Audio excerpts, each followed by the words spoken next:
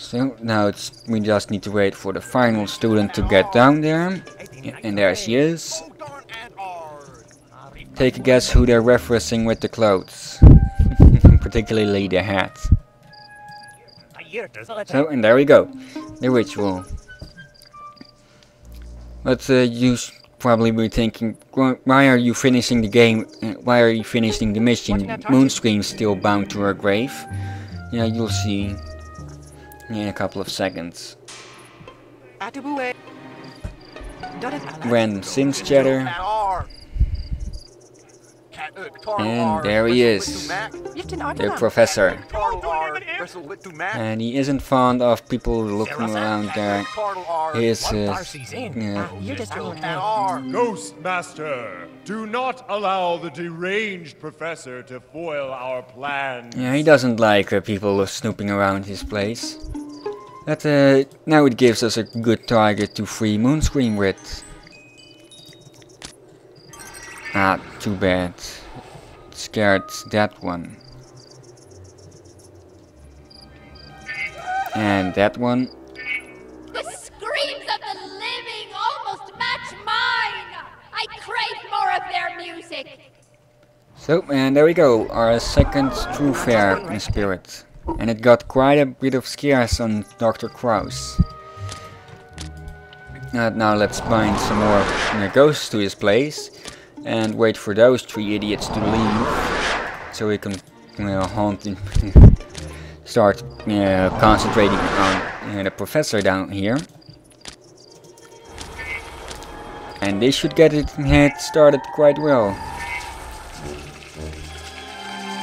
We could have also we could have given Weather Witch or Aether a stronger a stronger wind power. So we could have ditched one of them and gotten a static or an electrical ghost to help scare the professor. And there we go already. In my previous attempt to record this, it took a lot longer. So now let's bench out one. The professor will be gone, and the students will come back, and they're already here. Sneaky bastard, waiting just around the corner.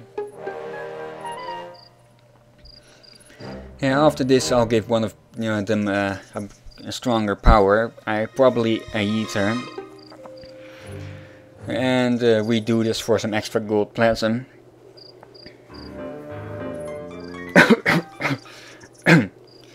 So, and now they're really getting started with the ritual.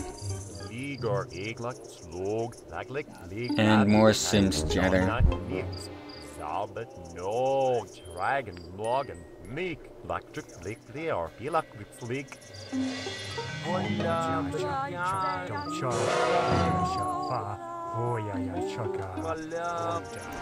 And there he is, the Darkling, the most powerful spirit of the game.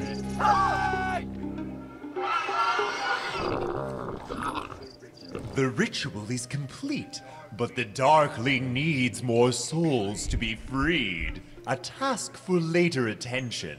For the time being, enjoy your victory. And it was that. All ghosts freed, a couple of scares and shocks, and 20 seconds for the next rank. But we still got 350 gold plasm. Because of your successes, these haunters have been spared from other campaigns to join you in Gravenville. Yep, I might as well take this the time I've got left to introduce the new haunters. So, let's go over to the Google room. You may spend your gold plasm to teach your haunters new powers. To do so, click upon a ghost, then select their Powers menu. Yeah, our total gold plasm is shown up here, but I was here to show the ghosts. First off is Buck. He can be bound inside and outside, which makes him quite versatile in what location you can put him. Old Man Carter's faithful hound refused to let death separate him from his mortal friend. Similarly, Buck's generous cargo of fleas refused to let death separate them from his matted fur.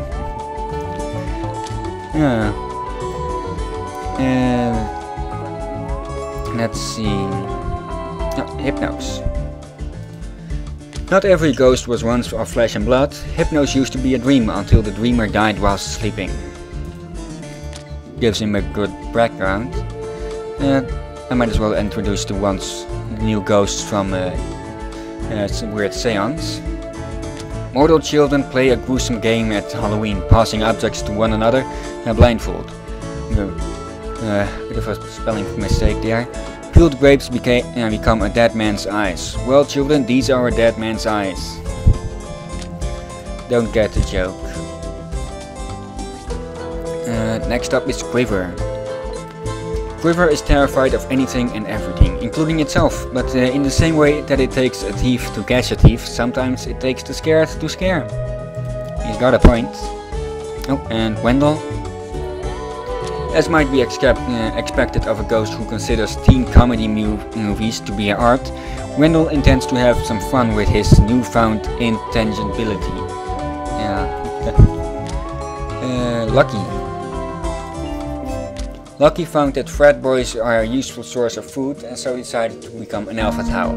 Sadly, their electrical repair skills were wanting, leading to Lucky's electrocution by their warm but malfunctioning paintball table. Yeah, not that good of a student. Moonscream. Professional haunters find themselves under reserve and impartiality. But Moonscream truly is fair in all things. Admittedly, this is because he hates all things with equal passion, but full marks for effort all the same. And any more? Rain Dancer. Rain Dancer enjoys playing with mortals by dressing in rainbows and leading them on fruitless quests of gold. Mischievous spirits.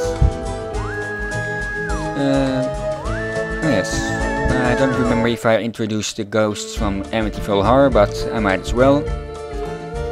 He came to fix the boiler, but he never left. His flickering light blinks as much terror to mortals now as his exorbitant call-out fees did when he was alive. An expensive fixer. Whisperwind. Unlike many elementals, Whisperwind is a subtle spirit, foregoing ostentatious shows of power in favor of minor flights of fancy and small acts of mischief. Might as well give a heater that. Blank power slot displays powers that may be taught. A Yeah. ghost may learn 1 power per empty slot. She doesn't have a stronger wind power, but too bad. Then I'll give it to Weather Witch, if she has one. She has, but it's too expensive at the moment. I'll get back to that quest later on. Other ones. Maxine and Static. Maxine, a vendor of cosmetics in life, is one of many entities to find relief in undead. She was overjoyed to discover that ectoplasm doesn't winkle, although she looks bad enough as it is. And Static, last but not least.